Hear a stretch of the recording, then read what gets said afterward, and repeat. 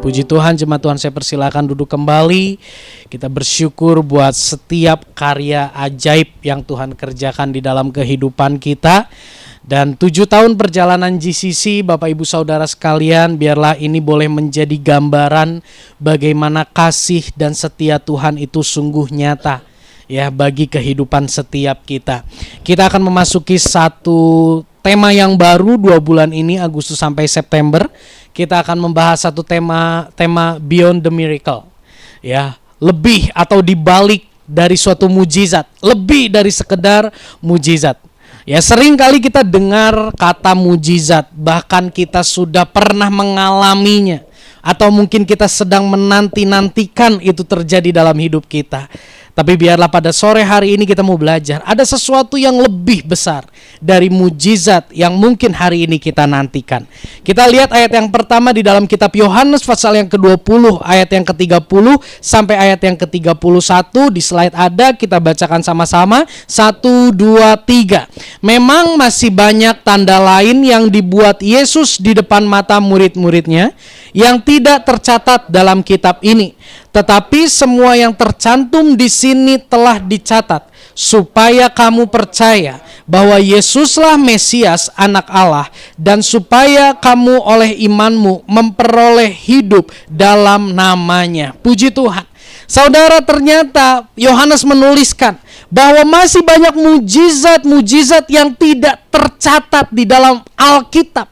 Karena kalau dicatat semuanya itu nggak akan bisa cukup.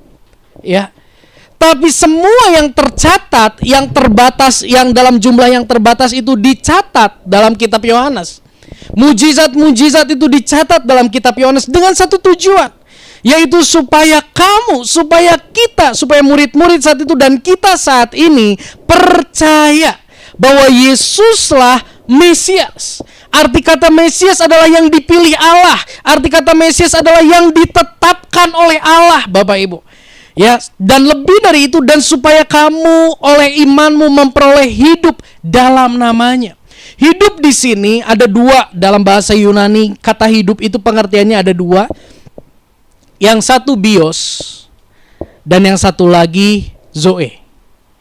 Zoe itu berbeda dengan bios. Bios itu kehidupan secara jasmani yang tidak kekal, yang suatu saat akan kita tinggalkan. Tetapi zoe berbicara tentang hidup yang kekal. Hidup setelah kematian, hidup seperti bukan sekedar dalam waktu yang kekal, tetapi hidup dalam kondisi seperti ketika manusia belum jatuh ke dalam dosa. Wow, kuasa Yesus bukan sekedar membuka jalan bagi kehidupan permasalahan kita, tetapi kuasa Yesus itu berkuasa untuk membuat kita memiliki kehidupan seperti yang Tuhan inginkan kita hidup. Allah ketika menciptakan manusia tanpa dosa, Allah katakan sungguh amat baik. Punya hubungan yang sangat dekat dengan Allah, punya keintiman dan sangat luar biasa. Tapi ketika dosa masuk, itu semua rusak. Dan dengan percaya kepada Yesus, kita semua boleh memperoleh hidup dalam namanya, hidup yang kekal, hidup seperti setting awal yang Allah inginkan terjadi dalam hidup kita. Itulah tujuan mujizat. Jadi mujizat bukan akhir. Mujizat adalah petunjuk, sign untuk mengarahkan kita kepada tujuan yang lebih besar. Di slide saya kasih gambar. Kalau Bapak Ibu pernah ke bandara, Bapak Ibu pasti pernah melihat tulisan ini.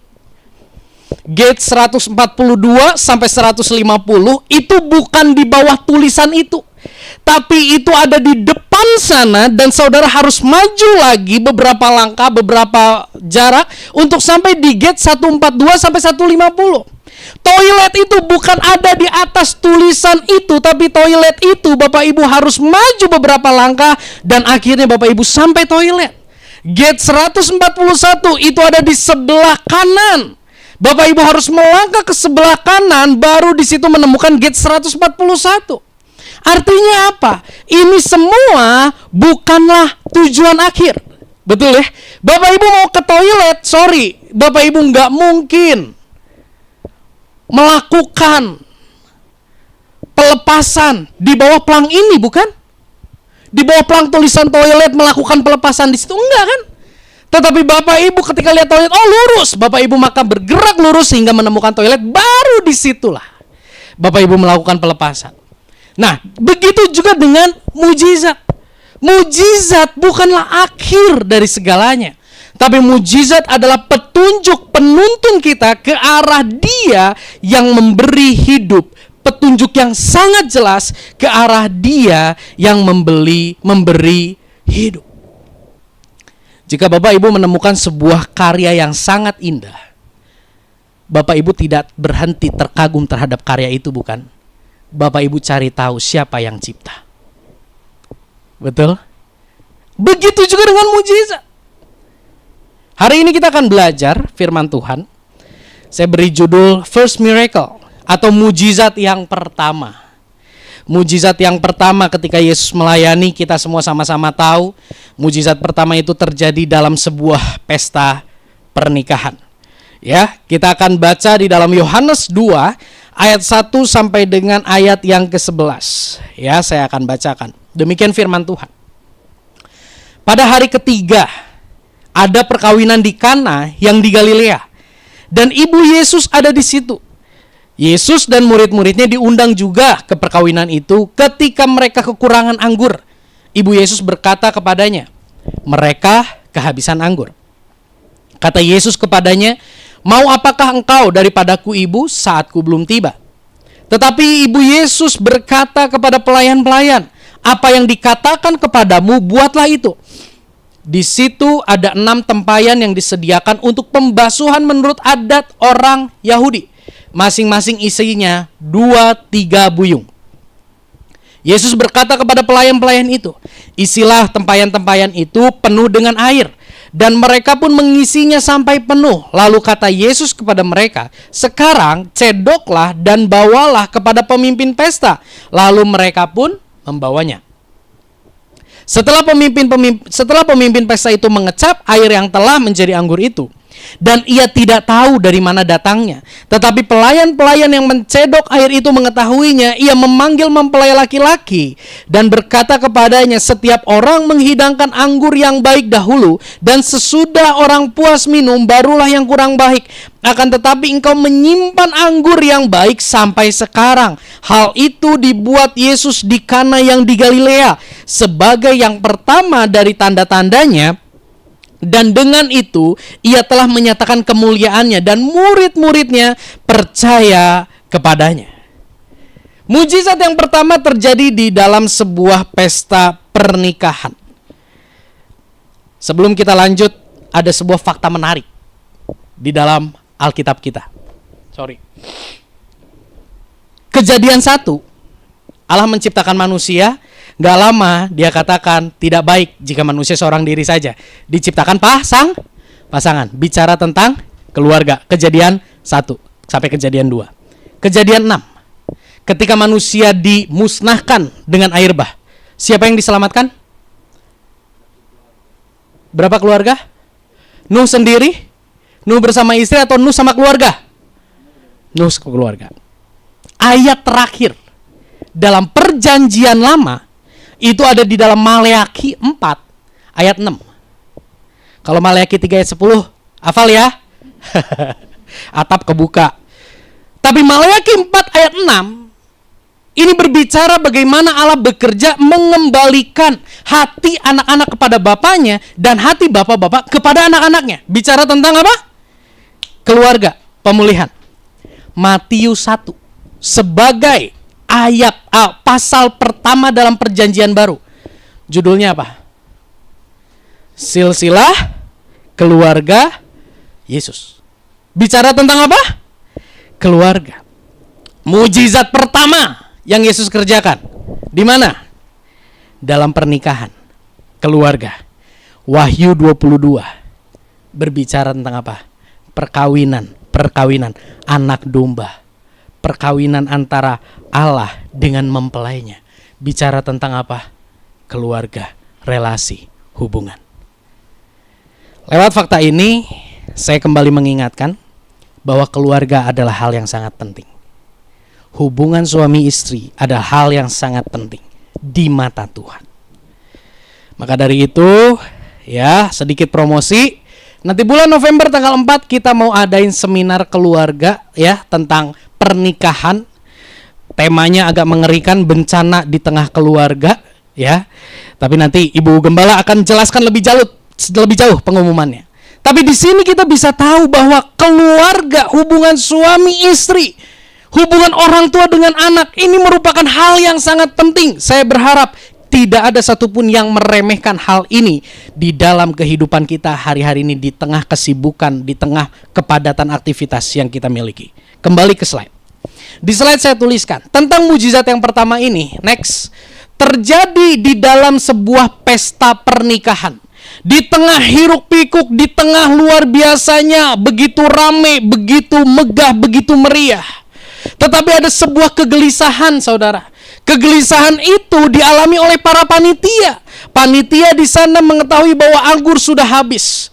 Pernikahan di sana, pesta pernikahan di sana, kalau orang sederhana lakukannya 3 hari, tapi orang kaya melakukan itu selama 7 hari. Pernikahan sering dijadikan sebagai ajang untuk menunjukkan kekayaan, untuk menunjukkan pengaruh dan kedudukan seseorang. Pernikahan itu sering dijadikan sebagai alat untuk memegahkan diri, menunjukkan siapa aku ini. Begitu juga dengan pernikahan di kisah ini. Pengantin berusaha menunjukkan kekayaannya. Tahu dari mana?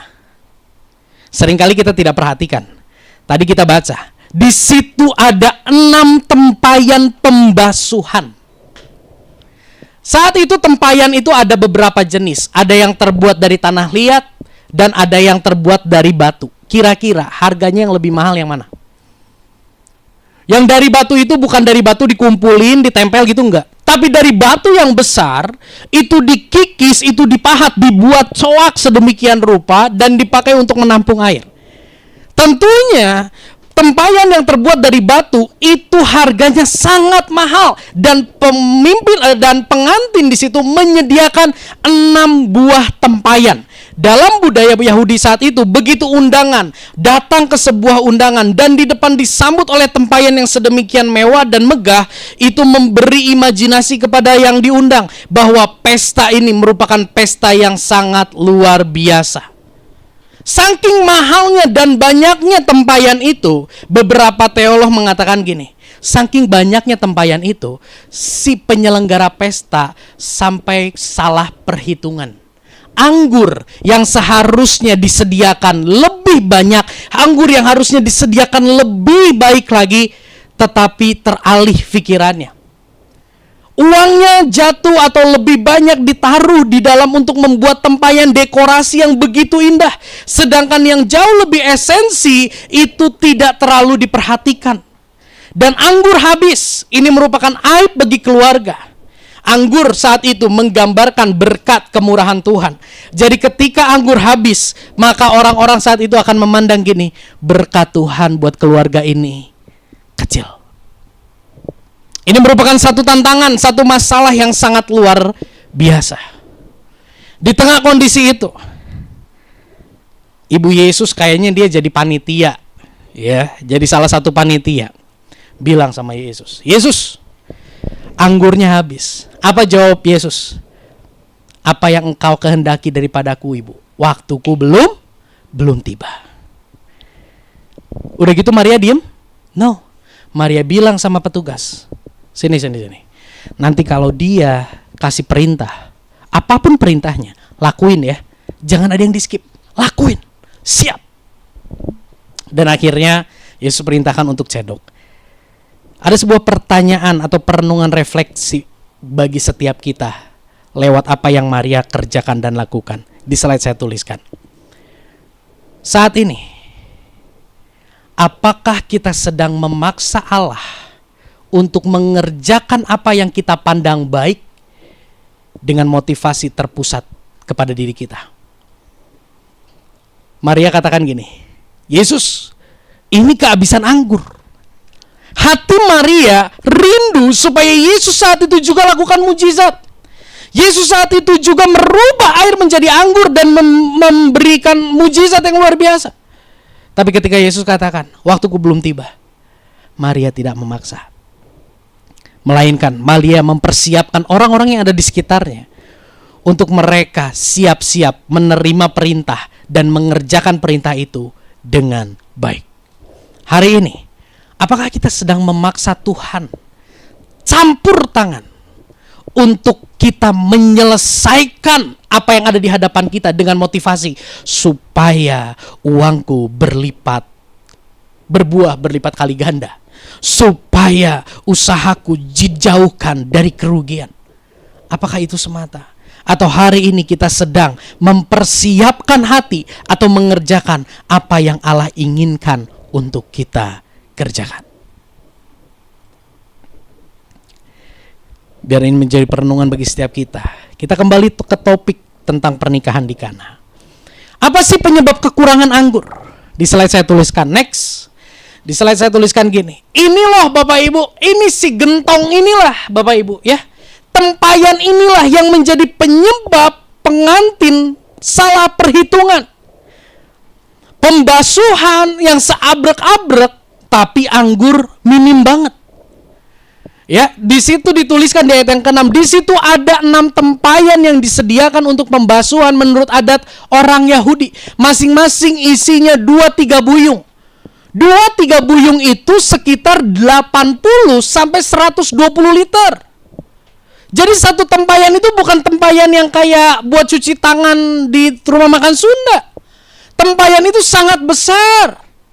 Atau setara dengan 5 sampai 6 galon satu tempayan. Bisa dibayangkan ada 6 tempayan. Kurang lebih berapa?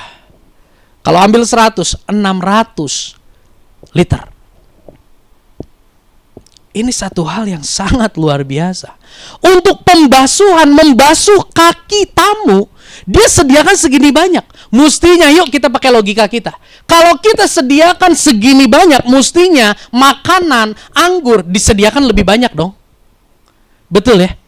Dia menyediakan alat pembasuhan yang begitu banyak, tapi anggur yang menjadi esensi, dia tidak persiapkan dengan baik. Pengantin ini melakukan sebuah kesalahan yang fatal dalam penyelenggaraan pernikahannya. Bapak Ibu, ini pun sering terjadi di dalam kehidupan kita. Ego kita, idealisnya kita, ya ambisi kita, seringkali mendorong kita mengambil keputusan-keputusan yang salah, yang terpusat kepada diri sendiri, sehingga kita menemukan permasalahan dari keputusan tersebut. Pernah mengalami hal itu? Kita mengambil satu keputusan yang salah karena kita terfokus kepada diri sendiri. Atau mungkin hari ini kita menutupi kebohongan kita dengan kebohongan yang lain. Dan hari ini itu mulai ketahuan, kita mulai kebat-kebit. Kita mulai ketakutan dan kita mulai menemukan permasalahan di situ. Dalam kondisi seperti itu, sangat mungkin lingkungan bilang gini, pasangan kita bilang gini, tuh kan, gue bilang juga apa? Makanya mengambil keputusan ngobrol dulu. Gue bilang apa, lu sih gak dengerin gue. Pasangan, orang tua, anak kita bisa katakan demikian. Atau mereka katakan, kamu sih gak dengerin saya, dan sebagainya. Lingkungan bisa menertawakan kita, lingkungan bisa mencibir kita, lingkungan bisa meninggalkan kita,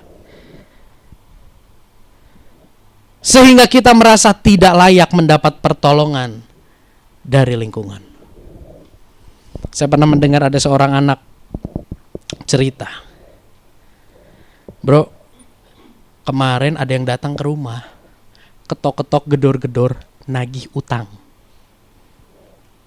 Ini papahnya udah pergi jauh lah gitu ya. Udah ninggalin keluarga ini. Ninggalin, ketok-ketok, nagih utang. Banyak. Saya jadi kepikiran, kata dia. Saya mau bikin surat cerai. Saya mau dorong mama saya untuk ceraiin papa saya, supaya nanti utangnya itu gak nyerempet-nyerempet lagi. Kesalahan suami itu bisa menyebabkan istri melakukan hal tersebut. Kesalahan kita sangat mungkin membuat lingkungan meninggalkan kita. Bahkan mungkin hari ini kita merasa kita tidak layak mendapat pertolongan Tuhan karena kita tahu kita sedang melawan arusnya Tuhan. Tapi saya mau bilang, mujizat anggur jadi air bukan ketika pengantin itu berjalan di trek yang benar. Mujizat anggur menjadi air. Salah. Air menjadi anggur. Ya. Tapi anggur jadi air juga luar biasa. Yusak juga gak bisa bikin itu ya. Tapi yang diceritakan adalah air jadi anggur. Itu terjadi bukan ketika pengantin itu sedang dalam ketaatan. Dia sedang dalam posisi mau menyombongkan diri. Tapi kita bisa lihat bagaimana kasih dan kuasa Tuhan begitu luar biasa. Ada kejadian lain. Di dalam Matius 14, saya ambil contoh, ayat 28 sampai 31. Firman Tuhan bilang gini, lalu Petrus berseru dan menjawab dia, Tuhan, apabila itu engkau, suruhlah aku datang kepadamu berjalan di atas air. Lalu Yesus bilang apa? Datanglah. Maka Petrus pun turun dari perahu dan berjalan di atas air mendapatkan Yesus. Tetapi ketika dirasanya tiupan angin, takutlah ia dan mulai tenggelam lalu berteriak, Tuhan tolonglah aku. Segera Yesus mengulurkan tangannya memegang dia dan berkata, hai orang yang kurang percaya, mengapa engkau bimbang? Mirip ya. Siapa yang suruh Petrus jalan di atas air? Enggak ada kan? Petrus dulu yang mulai kan? Kan Yesus jalan di atas air terus kayak gini, sini loh, sini. Kan enggak kan? Tapi Petrus jago-jagonya bilang, kalau itu engkau, suruh aku berjalan di atas air. Ibaratnya Yesus bilang gini, oh itu mau lo, sini. Baru Yesus panggil. Baru Yesus bilang, datang. Tapi memulai inisiasi untuk berjalan di atas air itu bukan Yesus, tetapi Petrus. Apa yang terjadi? Hampir tenggelam. Waktu tenggelam, gua bilang juga apa? Tenggelam kan? Enggak kan? Yesus ulurkan tangan. Yesus angkat. Baru Yesus memulai pembicaraan. Kenapa kamu bimbang? Satu tokoh lagi. Mazmur 69. Daud. Ayat 6. Ayat 20, ayat 21 firman Tuhan bilang gini, ya Allah, engkau mengetahui kebodohanku, kesalahan-kesalahanku tidak tersembunyi bagimu.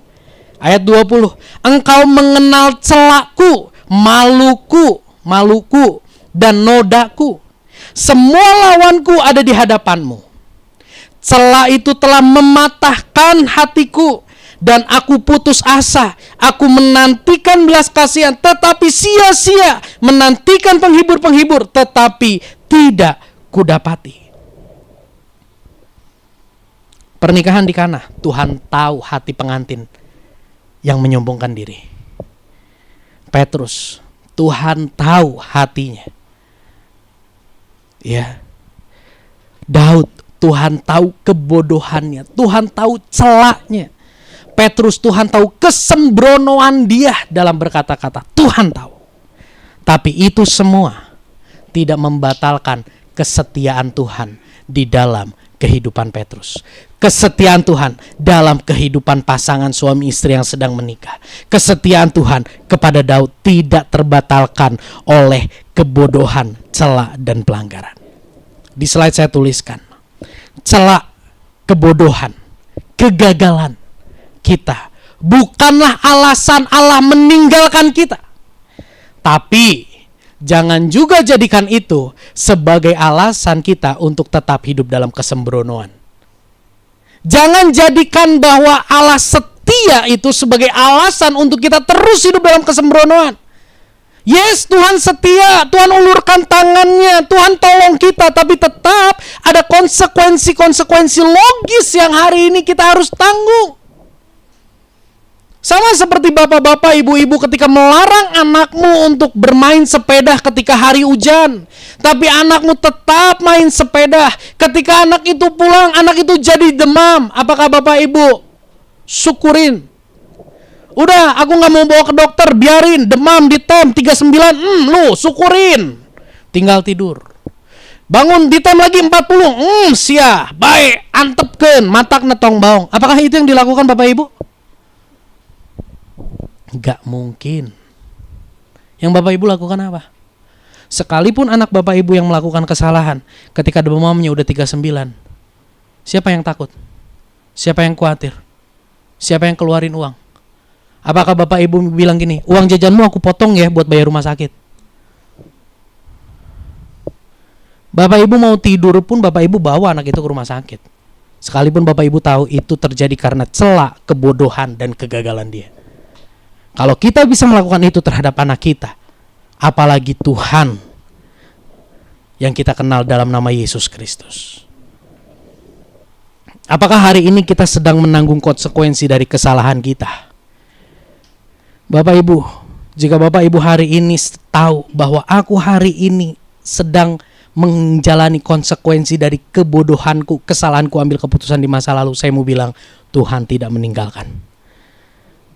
Dan jika Bapak Ibu hari ini tahu pasanganmu, anakmu, orang tuamu, sahabatmu, saudaramu sedang menanggung konsekuensi itu, jadilah perpanjangan tangan Tuhan untuk mendoakan. Jadilah perpanjangan tangan Tuhan untuk menjadi support system yang kuat. Jika hari ini yang kita alami, rendahkan diri kita di hadapan Tuhan, akui kegagalan kita, terima konsekuensi itu, jalani konsekuensi itu bersama dengan Tuhan. Kembali lagi ke topik kisah tentang pernikahan ini. Yang terakhir, air berubah menjadi anggur. Kita lihat, next. Seringkali kita hanya, air berubah jadi anggur, wow, luar biasa. Tapi kita lihat bagian ini. Yohanes 2 ayat 10, demikian firman Tuhan. Dan berkata kepadanya, setiap orang menghidangkan anggur yang baik dahulu, dan sesudah orang puas minum, barulah yang kurang baik. Di situ dikatakan apa? Perhatikan. Akan tetapi engkau menyimpan anggur yang baik sampai sekarang. Wow! Anggur hasil mujizat, kualitasnya luar biasa. Kualitasnya baik, bahkan lebih baik dari anggur sebelumnya yang dipersiapkan oleh pengantin. Secara kualitas, anggur itu jauh lebih baik. Secara kuantitas, next. Yohanes 2 ayat 6 sampai ayat yang ke-7, firman Tuhan berkata, di situ ada 6 tempayan yang disiapkan untuk pembasuhan menurut adat orang Yahudi. Masing-masing isinya 2-3 buyung. Ya, 1 buyung 40 liter. Yesus berkata kepada pelayan-pelayan itu, isilah tempayan-tempayan itu penuh dengan air, dan mereka pun mengisinya sampai penuh. Berapa banyak anggur yang diproduksi lewat pabrik yang namanya mujizat? Berapa banyak anggur yang tersedia lewat namanya mujizat? 1 tempayan? 6 tempayan. Tadi saya ngobrol sama Pak David, itu toren di sini berapa? 500 liter atau 1000 ya? 500 mungkin ya? Yang di depan itu? Lebih ya? Ini anggur yang bilanglah 1 toren itu. Bayangin. Penyelenggara pesta menyediakan anggur sangat terbatas. Tapi anggur hasil mujizat itu sebanyak 600 liter. Bisa dikatakan overflow, melimpah. Silahkan diminum dan memuaskan. Next. Di slide saya tuliskan. Anggur hasil mujizat secara kualitas dan kuantitas itu jauh lebih baik. Jika hari ini saudara sedang kehilangan sesuatu yang Anda pikir baik, Anda pertahankan, Anda pegang erat-erat dan Anda katakan ini yang terbaik, dan Tuhan izinkan Anda kehilangan itu, saya mau katakan Tuhan sanggup memberi yang kualitasnya dan kuantitasnya lebih baik. Di dalam Yohanes 15 ayat yang ke-1. Di slide saya tuliskan. Kita baca sama-sama. 1, 2, 3. Akulah pokok anggur yang benar dan Bapakulah pengusahanya. Wow! Ternyata Yesus bukan cuma bisa bikin air jadi anggur. Tapi ternyata Yesus menyatakan diri dia adalah pokok anggur yang benar. Di terjemahan Alkitab LAI yang kedua jilid 2 dikatakan, akulah pohon anggur yang sejati. Pohon bicara atau pokok bicara Pak tentang sumber. Sejati mengacu kepada kualitas. Saudara, dia bukan cuma sekedar bisa melakukan mujizat air jadi anggur. Tetapi dia menyatakan bahwa akulah pokok anggur. Akulah pokok anggur yang sejati. Tadi pagi coba anak-anak masih ingat ayat hafalannya? Ratapan berapa? Ratapan berapa? Ratapan? Ratapan 3 ayat 22 sampai 23. Coba bareng-bareng berempat ngomong 1, 2, 3. Takber, sudahan, kasih setia Tuhan. Tak habis-habisnya rahmatnya, selalu baru setiap pagi, besar kesetiaanmu. Itulah yang dikerjakan oleh sang pokok anggur bagi kehidupan saya dan saudara. Kasih setia Tuhan, rahmat Tuhan itu overflow, melimpah buat kita. Kesetiaannya luar biasa buat kita dan tidak dibatalkan oleh kegagalan dan kecerobohan kita. Dia adalah pokok anggur yang sejati. Next. Bapak Ibu, mungkin yang terbayang di dalam kehidupan kita hari ini, pokok anggur itu bicara tentang pohon anggur, ya. Saya mau katakan, untuk dia bisa menjadi pokok anggur yang sejati bagi kehidupan saya dan saudara semua.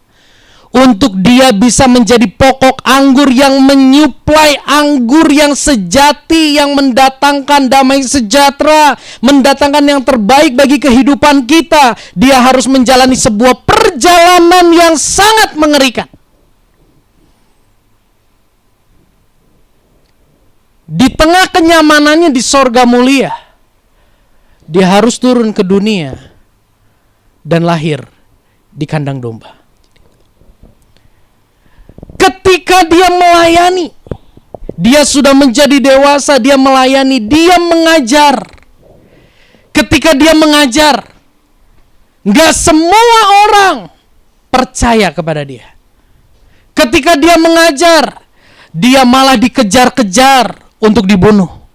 Ketika dia mengajar, dia malah dipersalahkan. Dia mengulurkan tangannya buat orang-orang yang lemah. Dia mengulurkan tangannya buat orang-orang yang tidak berdaya. Tapi apa yang terjadi? Dia dikhianati. Sampai pada akhirnya dia harus mengenakan mahkota berduri. Dia harus dipaku di atas kayu salib yang sangat kasar. Saudara, jika hari ini kita tahu bahwa Yesus adalah pokok anggur yang sejati bagi kehidupan kita, jangan berhenti di situ. Kita harus tahu bahwa dia menjalani sebuah perjalanan yang sangat tidak mudah, supaya kita, orang-orang yang dahaga, bisa dipuaskan dengan anggur yang sejati, dengan kualitas anggur yang terbaik. Slide yang terakhir, next. Pokok anggur yang sejati. Yesus menjalani perjalanan hidup seperti manusia pada umumnya, bahkan lebih rendah dari kehidupan kita hari ini. Yuk kita renungkan, fasilitas hidup seperti apa yang Yesus miliki di dalam perjalanan hidupnya. Fasilitas hidup yang sangat sederhana. Bahkan mungkin fasilitas hidup kita pun lebih mewah dari ketika Yesus ada di dalam dunia. Bukan karena kita lebih hebat cari uang, tapi karena Yesus mau merendahkan diri. Yesus dalam hidupnya dia memiliki orang tua yang tidak sempurna. Dia mengajar kebenaran namun dia disalah mengerti. Dia berdoa namun jawaban doa tidak seperti yang dia inginkan. Dia mengulurkan tangan buat orang-orang yang tidak berdaya, namun orang-orang itu mengkhianati dia. Dia memanggil orang-orang yang berdosa. Dia menyatakan mujizatnya buat orang-orang banyak, tapi orang-orang itu meninggalkan dia. Yesus rela menjalani hidup dengan fasilitas yang sangat rendah. Yesus rela menjalani kehidupan dengan orang-orang yang tidak sempurna. Yesus rela disalah mengerti. Yesus rela dikhianati dan ditinggalkan, supaya dia dapat merasakan terlebih dahulu apa yang hari ini saudara dan saya rasakan. Jika hari ini saudara merasa ditinggalkan, saudara merasa difitnah, saudara merasa fasilitas perekonomianmu kok gak baik-baik, saya mau bilang, Yesus telah terlebih dahulu merasakan hal itu. Bahkan dia mengalami hal itu supaya dia bisa menjadi pokok anggur yang sejati buat kita saat ini. Saudara, saya mau katakan, pokok anggur yang sejati itu bisa merasakan. Pokok anggur yang sejati itu bisa merasakan jeritanmu hari ini. Bahkan air matamu yang mengalir karena luka hatimu saat ini, Tuhanlah yang paling mengerti rasa sakitnya. Kalau engkau bilang gak ada yang ngerti aku, orang tuaku, sahabatku, adikku, kakakku, anakku gak ngerti sesaknya hatiku, ya. Karena mungkin mereka gak pernah ngalamin itu. Tapi Yesus pernah mengalami, bahkan dia terlebih dahulu mengalami yang jauh lebih buruk. Jika hari ini Anda berdoa, Tuhan aku ingin gini, tapi tidak terjadi seperti yang kau inginkan, saya mau katakan, Yesus terlebih dahulu mengalami itu sebelum kita mengalaminya, bukan? Dia di Getsemani dia berdoa, kalau boleh cawan ini lalu daripadaku, tetapi bukan kehendakku yang jadi, melainkan kehendakmu lah yang terjadi. Yesus keluar keringat itu sampai seperti darah, saking takutnya, saking gentarnya. Tapi apa yang dia inginkan tidak direalisasikan oleh Bapa. Dia tidak memperoleh apa yang dia inginkan. Itulah perjalanan yang Yesus lalui untuk dia bisa menjadi pokok anggur yang sempurna bagi kita. Ketika kita tahu hal ini, ketika kita mengerti bahwa pokok anggur yang sejati itu bisa turut merasakan apa yang kita rasakan, dikhianati, ditinggalkan dan sebagainya, saya mau katakan, itu memuaskan jiwa kita. Itu menghalau perasaan kesepian dari kehidupan kita. Karena hanya Yesus yang paling mengerti jeritanmu. Yesus pribadi yang paling menerima dengan segenap hati setiap seruanmu. Pasanganmu bisa bosan, pasanganmu bisa counter, jadi marah-marah, anakmu, orang tuamu bisa lakukan itu. Tapi Tuhan, dialah yang paling mengerti, karena dia telah merasakan sebelum kita merasakan. Biarlah pokok anggur yang sejati itu memuaskan jiwa kita dan menghalau perasaan kesepian keluar dari kehidupan kita. Yang kedua, perjalanan yang Yesus lewati. Yesus menanggung kelimpahan murka Allah. Siapa di sini yang pengen kelimpahan berkat Tuhan? Semua mau ya? Tahu yang Yesus tanggung bukan kelimpahan berkat Tuhan. Yang Yesus tanggung adalah kelimpahan murka Allah yang seharusnya kita yang tanggung. Dan saya mau katakan, pokok anggur yang sejati lewat pengorbanannya, dia meluputkan kita dari kondisi terburuk yang seharusnya kita jalani, yaitu apa? Penghukuman dosa. anggur tidak hanya memuaskan dahaga kita dan menyingkirkan kesunyian dalam diri kita, tetapi dia pun menanggung, meraup semua murka Allah yang harusnya kita tanggung. Itulah kondisi terburuk, Bapak Ibu Saudara. Saya mau katakan, jika hari ini Anda mengalami kondisi yang buruk dalam hidupmu, sorry, saya bukan merendahkan. Jika hari ini Anda mengalami kondisi yang sangat buruk, ingatlah ada kondisi yang jauh lebih mengerikan dan lebih buruk, dan Yesus sudah menggantikan kita di sana. Mana mungkin kalau nyawanya saja diberikan, Dia tidak menggenggam hidup kita. Jika hari ini kita ada dalam ketakutan, kita ada dalam kekhawatiran, kita ada dalam kecemasan, Tuhan, aku gak kuat, ini masalah begitu berat, deadline udah begitu dekat, Tuhan tolong. Tapi Tuhan belum mengerjakan apa yang kita minta. Saya mau katakan, di mata Dia kita masih aman. Geva tuh seneng nyari nyamuk. Nyamuk kena raket, prepet, mati kan, jatuh kan ke bawah kan.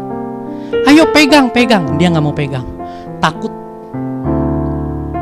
Ayo pegang. Sampai sama saya diambil, saya taruh ke tangannya, wah dia teriak. Saya akhirnya gak paksa. Kenapa dia teriak? Karena bangkai nyamuk itu sangat menakutkan buat dia, tapi buat saya itu tidak membahayakan dia. Saya bawa dia jalan-jalan, kasih makan domba. Dari jauh dia hai. Begitu dekat itu domba di dalam kandang, kita kasih gini, wah dia udah meronta-ronta. Kenapa? Karena di mata dia itu bahaya begitu dekat, tapi di mata saya aman. Jika hari ini kondisimu begitu menyesakan, saya mau kasih tahu, ingatkan bahwa pengorbanan Yesus di kayu salib, pokok anggur yang sejati itu telah menyelamatkan, meluputkan kita dari kondisi yang terburuk, kondisi yang paling berbahaya. Mana mungkin kondisi yang lebih tidak berbahaya, yang lebih aman, Dia tidak genggam kita. Semua aman di dalam tangan Tuhan. Yang terakhir, pokok anggur yang benar, pokok anggur yang sejati tidak hanya meluputkan kita dari kelimpahan murka Allah, tapi itu pokok anggur yang sejati menjadi jalan untuk kita dapat menikmati kelimpahan anugerah Allah. Wow, luar biasa. Kita yang harusnya limpah dengan murka, tapi karena Yesus mengorbankan dirinya, kita bisa limpah dengan anugerah. Yang jadi masalah seringkali pengampunan dosa, kehidupan kekal, karya penyelamatan itu kita sepelekan. Bapak Ibu, saya percaya Bapak Ibu gak pernah bosan makan nasi. Makan ayam geprek terus Bapak Ibu bisa bosan. Makan Sunda terus Bapak Ibu bisa bosan. Tapi apa yang gak pernah bosan? Nasi. Di dalam kekristenan, karya salib Kristus ibarat nasi, makanan pokok yang harus selalu diingatkan. Pokok anggur membuka jalan untuk kehidupan kita, untuk kita bisa memiliki kehidupan yang jauh lebih baik. Dengan kita memahami ini, jiwa kita terpuaskan. Kita mengalami damai sejahtera. Kita mengalami rasa aman. Kita mengalami rasa cukup.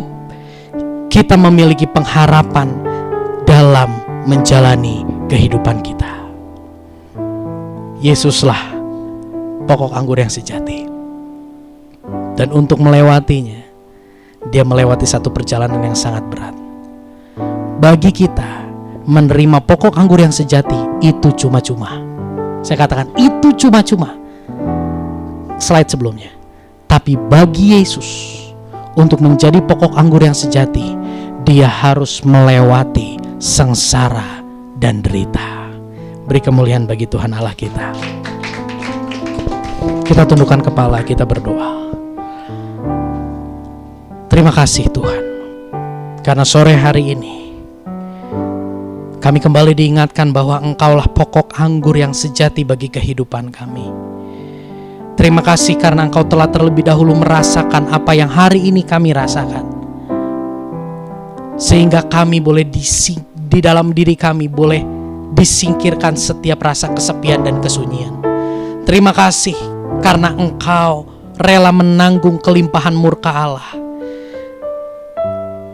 Engkau telah menggantikan kami melewati kondisi yang sangat buruk, sehingga di dalam diri kami terhindar dari rasa kekhawatiran dan kecemasan.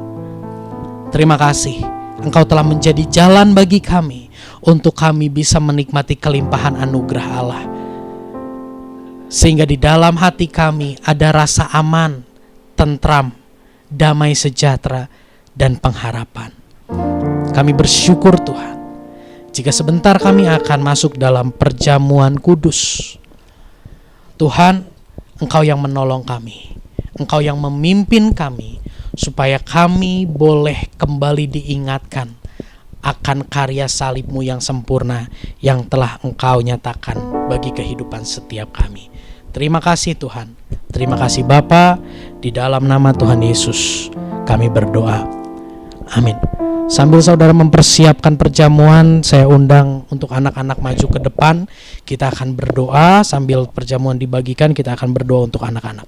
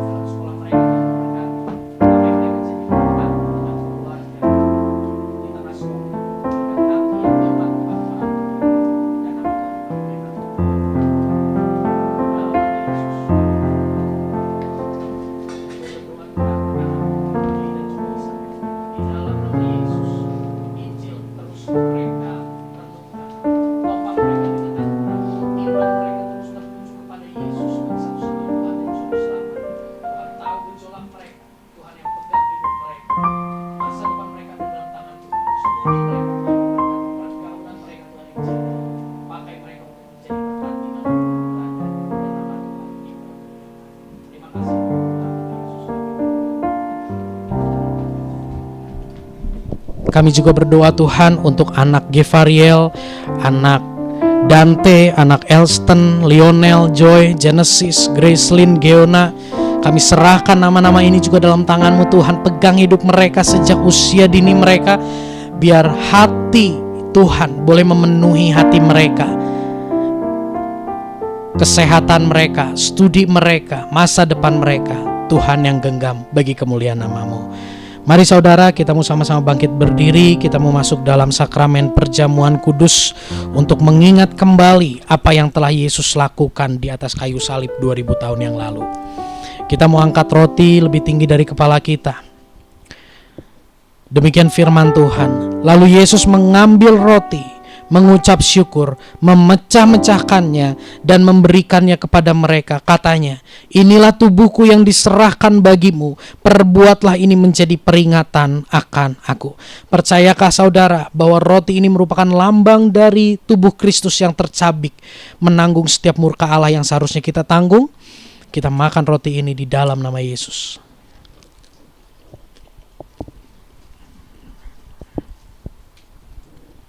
Terima kasih Tuhan. Terima kasih Bapa.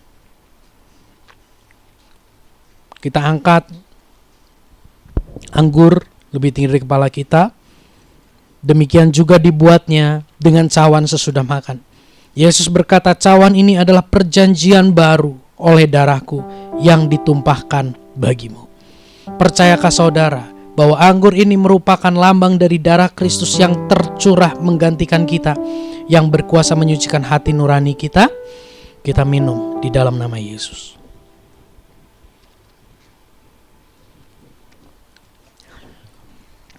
Terima kasih Tuhan, kami bersyukur untuk momen ini. Biarlah dalam hari-hari kami terus ingat akan apa yang sudah Tuhan kerjakan dalam hidup kami. Sebentar kami akan memberi persembahan. Sucikan, kuduskan kami untuk memberi persembahan. Kami memberi bukan untuk diberkati. Kami memberi karena kami telah diberkati dengan berkat terbesar, yaitu pengorbanan Yesus yang menebus kami, yang berkuasa menyucikan hati nurani kami. Dan biarlah Engkau disenangkan lewat persembahan kami. Di dalam nama Tuhan Yesus kami berdoa. Amin.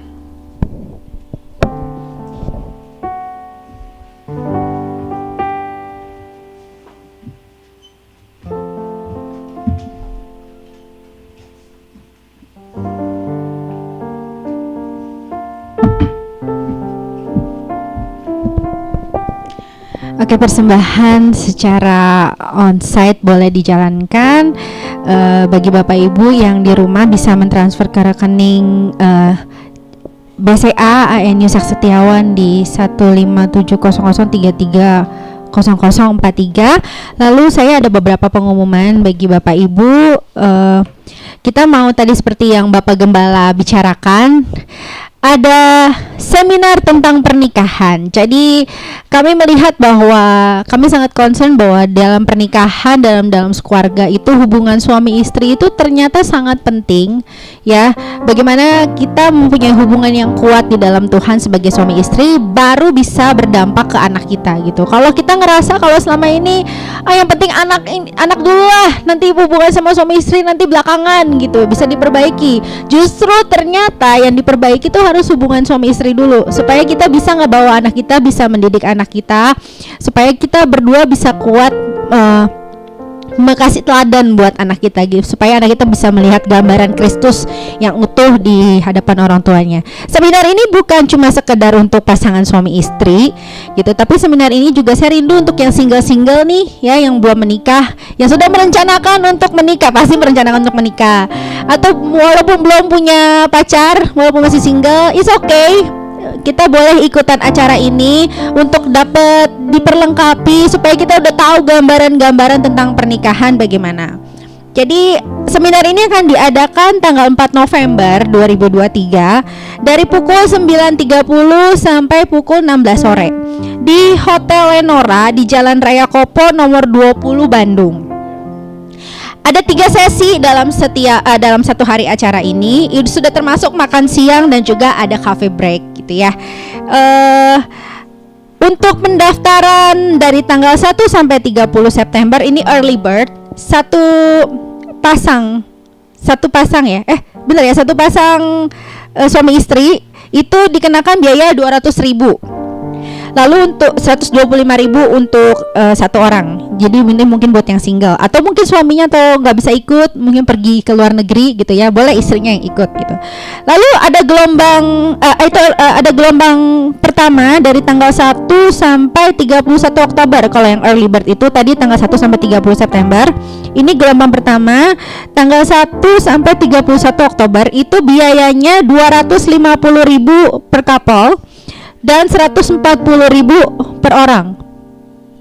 Lalu untuk gelombang kedua di tanggal 1 sampai 3 November biayanya 300.000 per couple dan 175.000 per orang. Jadi bagi Bapak Ibu saya menyarankan untuk segera mendaftarkan diri Anda secepat mungkin gitu ya. Nanti kita akan sediakan link yang ada Google Formnya, di situ Bapak Ibu bisa mengisi semua dan mendaftarkan supaya dapat harga yang sangat murah, yaitu 200.000 saja untuk per couple. Ya, tepuk tangan.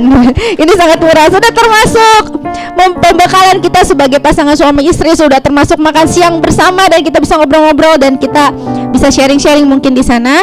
Jadi kita punya pembicaranya itu Bapak Sandi Triasa dan Ibu Yohanita Triasa. Pembicara ini sudah biasa men-sharingkan tentang kisah rumah tangga, tentang problematika rumah tangga dan juga anak-anak. Jadi kita mau sama-sama belajar di sana. Untuk pendaftarannya bisa langsung mungkin bingung kalau yang nggak tahu bagaimana mengisi Google Form, langsung aja dicatat nomornya di 0878 2392 0450. Itu akan dibantu untuk mengisi data yang harus diisi untuk pendaftaran. Itu pengumumannya. Kalau ada yang mau ditanyakan juga silahkan bisa menghubungi saya atau Bapak Gembala, atau menghubungi nomor yang tadi saya sebutkan gitu.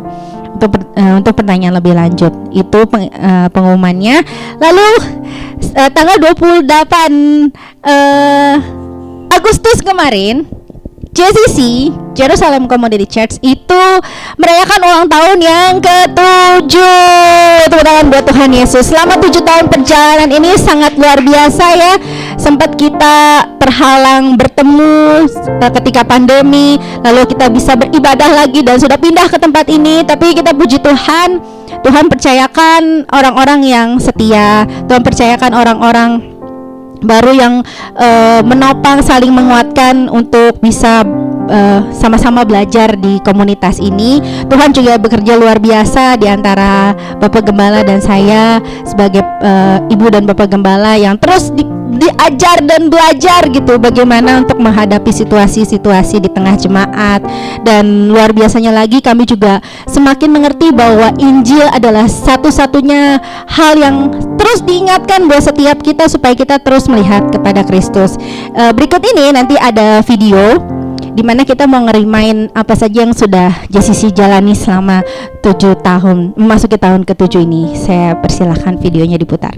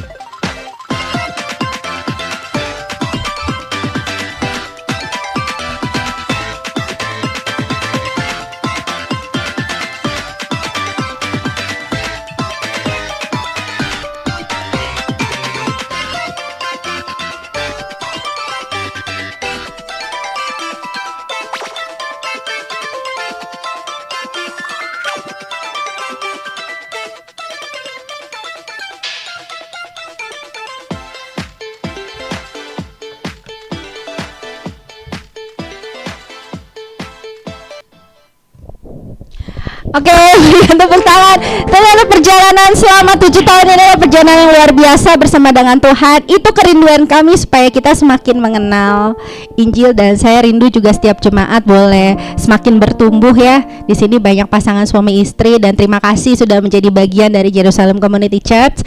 Kita berdoa semakin ke depan kita boleh semakin bertumbuh, semakin satu hati lagi, semakin saling membangun, saling mengingatkan gitu ya. Oke, ini Bapak Gembalanya nggak ada, saya undang maju ke depan Bapak Gembala. Di sini ada kue. Maaf ya, di rumah tidak kebagian kue ya, tidak apa-apa ya. Bapak Gembala boleh dipegang kuenya. Ini simbolis aja dalam perjalanan JCC ke 7 tahun. Mungkin Bapak Gembala ada 1, 2, 3, 4, 5 kata, 6 kata, 7 kata panjang ya. Ya, jadi sangat bersyukur buat apa yang Tuhan kerjakan di tengah semua tantangan, di tengah semua kelebihan dan kekurangan, di tengah semua kesalahan-kesalahan yang tadi di firman Tuhan, kebodohan dan celah itu ya, yang mungkin saya lakukan sebagai gembala di masa-masa yang lalu dan di dalam perjalanan ini. Tapi saya bersyukur karena Tuhan tidak meninggalkan. Tadi Ibu Gembala sampaikan bahwa kita sangat dibentuk lewat keberadaan komunitas ini. Dan satu hal yang saya sangat rindukan, lewat komunitas ini pun semua kita yang ada di dalamnya boleh mengalami pembentukan. Semakin dekat kita, semakin erat kita, semakin kita menemukan kelemahan masing-masing.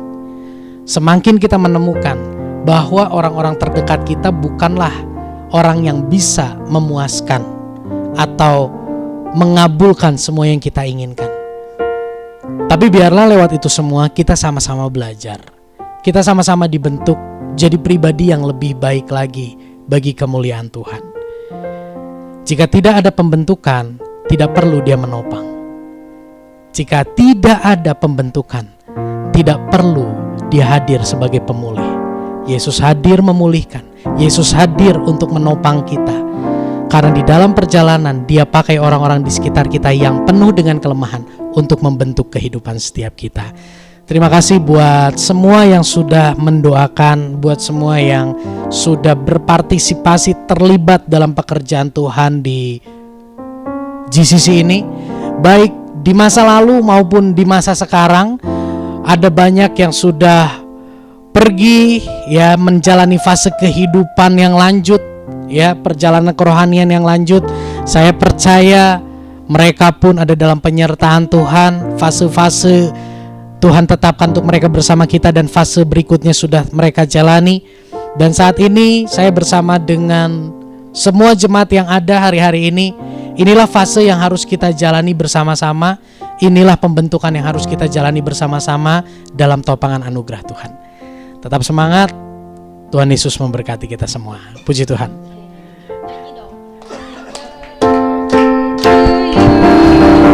Happy birthday to you. Happy birthday, happy birthday, happy birthday to you. Happy birthday to you. Happy birthday to you.